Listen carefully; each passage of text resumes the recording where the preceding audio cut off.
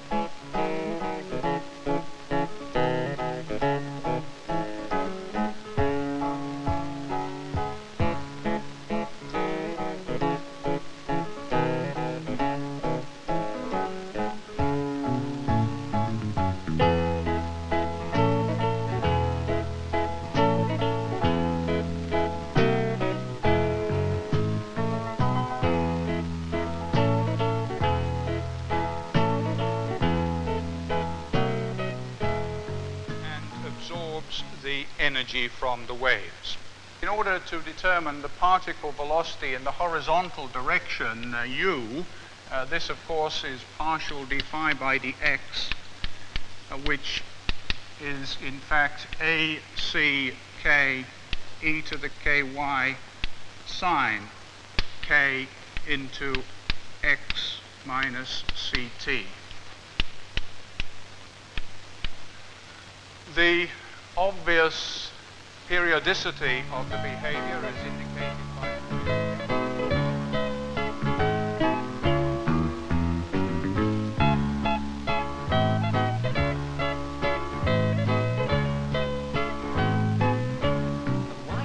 why do we get this shift of mood to sorrow and to anxiety? Well, anyone got any thoughts? Well, I think that at the start of the passage they've just recognised each other, right, and they're all joyful and happy. And into the second section, Orestes still knows in his own mind that he's to be doomed to be sacrificed by Iphigenia. So, this, I think, adequately explains why we've got the shift of feelings in the middle panel. John, could you do a bit of 850 onwards for us in Greek?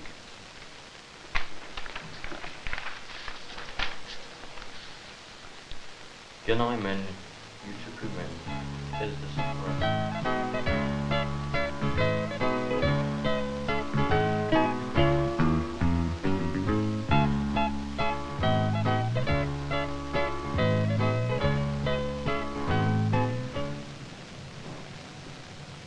Now what is he complaining of now? At the moment he's complaining that when he plays football, yes, or when he's going up and down stairs, his knee will lock or give way. Yes. And you've examined him? Yes. And on the normal side, as you can see, it is impossible to move the tibia forward on the femoral condyles, right, indicating that the anterior cruciate ligament is intact. Yes. On the right side, however, you can see that the tibia moves prominently forward on the condyles, indicating that the anterior cruciate ligament is unstable.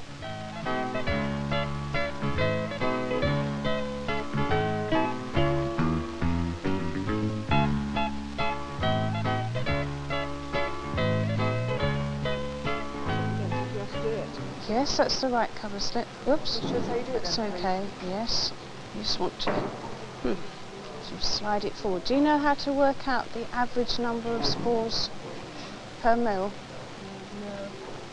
No. In the middle you'll find a little grid, and you want to count the number of spores in the small squares on that grid. Okay? And you want to calculate count and then calculate the average number of spores per small square, multiply by 4,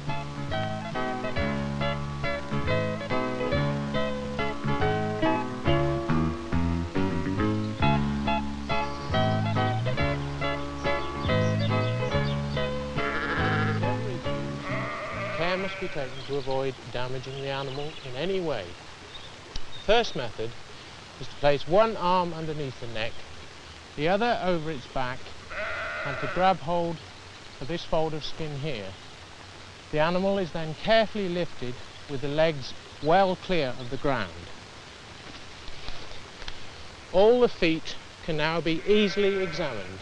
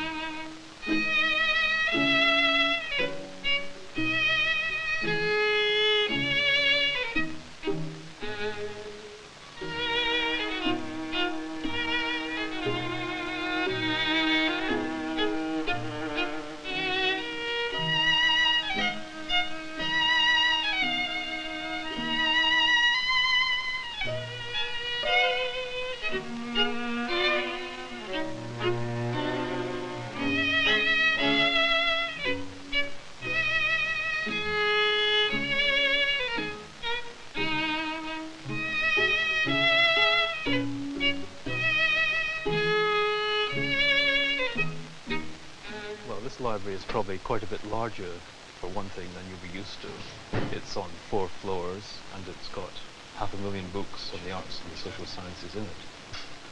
But when you start using the library, you'll be coming in most probably with reading lists from your department, and you'll want to know whether we've got a book, and if we have, whereabouts in the library it is. I can't think of many places that have got better student facilities than Liverpool has. It's amazing to me that there is so much green land about. I can vividly remember walking to the chemistry buildings because it's just full of pink blossom trees. And at one time of the year, in sort of May, it really is a most beautiful picture, surrounded by these green lawns and these beautiful trees. And they're great avenues of trees. And of course the university to an extent is built round a square called Abercrombie Square, which is like a sort of miniature park.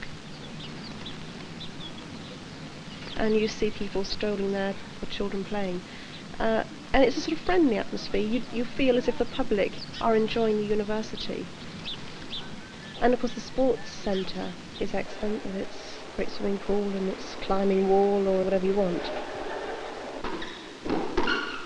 Personally, I feel that Liverpool is an excellent place to do a degree because you don't have the atmosphere of being a student cut off from the community. You feel you're part of it. So really we combine the advantages of a university with greenery and a campus with a city university where 5 minutes walk away you've got all the shops and all the city facilities. One of the significant features of the whole setup at the university is that virtually all first years can be guaranteed a place. Only a few latecomers don't get into halls straight away. The halls are largely grouped on 2 parkland sites about 3 miles from the university precinct. We're very fortunate, I think, at Liverpool to have as many hall places as we do have. We have 10 halls with about 2,500 places in for students, and of these rather more than 1,600 are set aside for first year students. And on those sites we have a range of halls. There are mixed, there are single sex halls, there are ones with cafeteria service, ones with family service, and so on. You get a good variety in type of hall. I think that when people come, they're very pleasantly surprised really to find such nice surroundings to the halls. In each hall we aim that the hall should be a small reflection of the whole university, so that we have students within the halls doing all subjects. We also have staff living in halls as tutors, who again can be drawn from a wide range of different departments. And we aim that halls should be a congenial sort of environment for people to get to know one another, exchange views, and generally have a good working and social time together. We make a special effort to welcome freshers and show them around. This is largely the work of the second and third year students.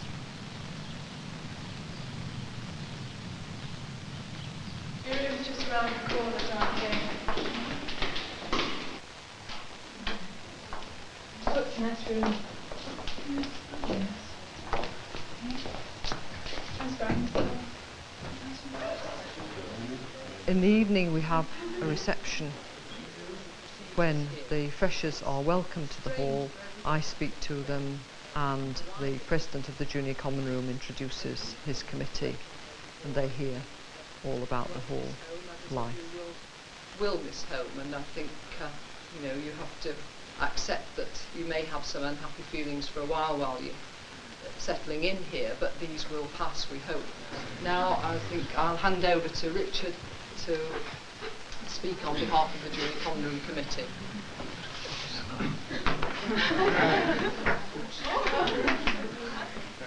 First of all, I'd like to welcome you all to Dale Hall and hope you're all settling in okay. Seems pretty good, and I saw a lot of second and third years taking you over to dinner. By the way, what did you think of dinner? Was it okay? Obviously not all the students stay in traditional halls when they go into their second and third year.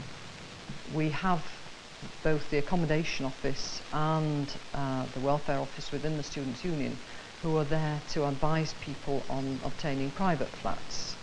Also, over the last about 5 years, the university has been developing its own self-catering residences so that we now have in the precinct 2 very pleasant halls for people who want to cater for themselves, and these are on the whole reserved for more senior students. I think that Liverpool is a very good university in the way that it provides background supportive services for students. We have in halls of residence a tutorial system so that there are more senior people living around who can give help and guidance if it's required. Also within the faculties, every student has both a personal and an academic tutor. We do have a special bus service run between the halls and the Students' Union at the appropriate times of day for getting into lectures and getting out again. Of course, quite a few students have their own cars and there's ample parking space at the halls for them. And an increasing number of students nowadays cycle into the university. And I would say that probably about 2/3 of the route from the halls to the precinct is through parkland.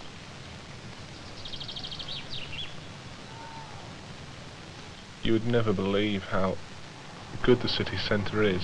Some of it is actually superb, especially by Pier Head. You know, some of the old buildings are just unbelievable, and you wouldn't know that they existed.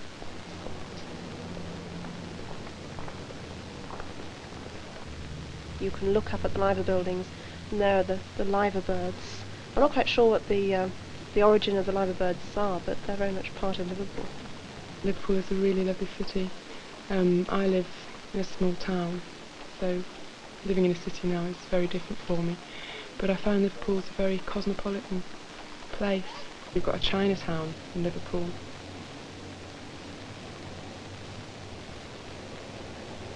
Liverpool has got 2 cathedrals. It's well worth going to see them both. The Anglican one's just completed.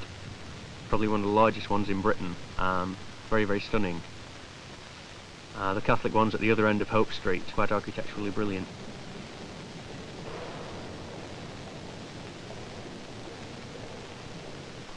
I do like the pedestrianised area of the city. It's quite attractive.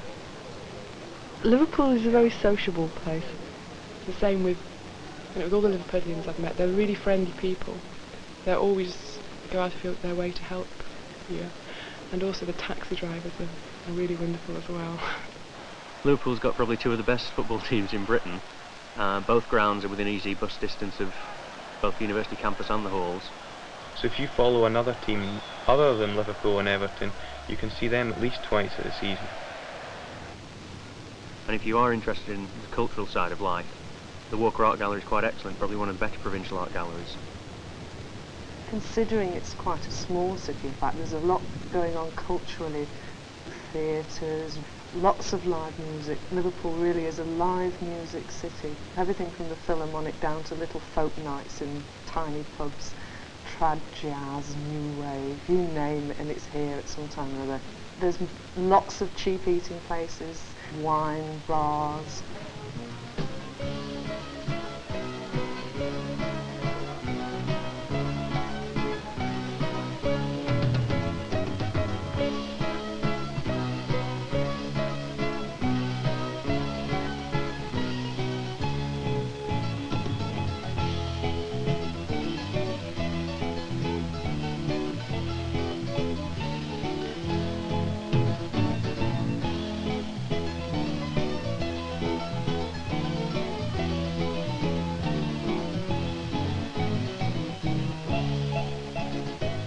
Hello, my name is Julian Benson, President of the Guild of Undergraduates. The first role of the Students' Union is the facilities that we provide, the social and arts. On the first day of term, one of the things that we do traditionally is introduce all the officers of the Guild to the students, including the President, of course. And we identify ourselves to the student body and try and say something about what the Students' Union is, although that's very difficult. The first thing you see the Guild of Undergraduates as is a building. We run bars, massive catering facilities, in fact, hall, meeting places, television rooms, billiard rooms, table tennis rooms, that sort of thing. It's always very easy to get involved in running things in the Students' Union because there are just so many things to do, in fact. If you just present yourself as being interested in administration, in running the newspaper, in running the social and arts concerts, there's always a place and there's always a job for you. A number of societies run introductory events to try and attract students to join their societies. We also have the freshers' stalls, and all the student societies offer their wares, as it were, to the students. They wander around the Mountford Hall with the tech disco blaring and sign up for far too many societies, and later become involved in the social life within that society. We have committee structures which manage the actual service side of the Students' Union. This year I think we're turning over £1.5 million, so it's quite a heavy responsibility. Beneficial just to have only one delegate from this university. Well, we raise the fourth largest amount of money in the country. Yeah, we've been through this argument before over various things that people said, oh well, it's like Publications Committee who wanted to send actually 7 people because they were all studying different things. We budgeted for 3,000 this year, and in fact we spent over 3,000. One of the other things that the Students' Union does is to represent our membership as far as we can on the university committees. We have quite wide representation on the university committees, of which there are very, very many, everything from car parking committee to Senate, in fact. And the guild officers do quite a lot on those committees, particularly things like academic affairs. Students do try and involve themselves in the community, despite the fact that they have their own social life to run, and despite the fact that they have work to do, of course. One of the main ways in which we involve ourselves in the community is using some of our spare time during Rag Week. And during Rag Week, everybody goes silly, but the point of going silly is to raise the money. We have pram races, we have sponsored this, that and the other. But the point of raising that money is that it goes to local and specifically local charities. The other thing that happens all year round, which is perhaps more admirable in a way, is that people volunteer to help local community organisations. We really do have clubs to suit all tastes, in fact. One of the events on the Athletic Union calendar is the University Regatta, which takes place in one of the local beauty spots on the lake. I think we've got over 80 societies as such this year. Apart from the social societies, we also have academic societies based in each department, which often pursue the fringe parts of each subject. Parapsychology, for example, in the psychology department. That's one way of keeping your life balanced, because academic work can be very private, and you do need to balance yourself out with some social activity.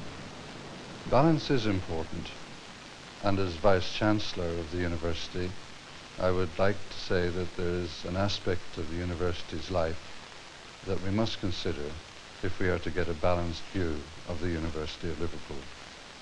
And that is the research activity that's going on. The staff and their students who are supervised by them carry out an enormous amount of research, ranging from small individual projects to very large groups of people in big establishments. This research is vital from the university's point of view, from a number of aspects. One is that it is, of course, providing a very valuable service to the community, providing for new knowledge and the basis for our technology. Secondly, it is important to the undergraduate because the staff who are undertaking research are also their teachers. And the fact that they are themselves advancing knowledge makes their teaching that much more vital and informed. And then thirdly, the reputation and standard of the university is in large part determined by the reputation that it has for research. And so it is that it is the research activity of the members of staff and of their students which gives its quality to the degree which the university undergraduate ultimately receives. Christopher John Cook. Elizabeth Sarah Helliwell. Bernard John Morley. Anne Catherine Knowles. Anne Elizabeth Jack. Kim Patricia Wigglesworth. Nicola Jane Yarwood.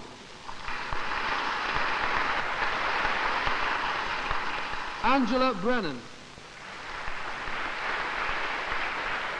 Joanna Davies. Simon James Davies.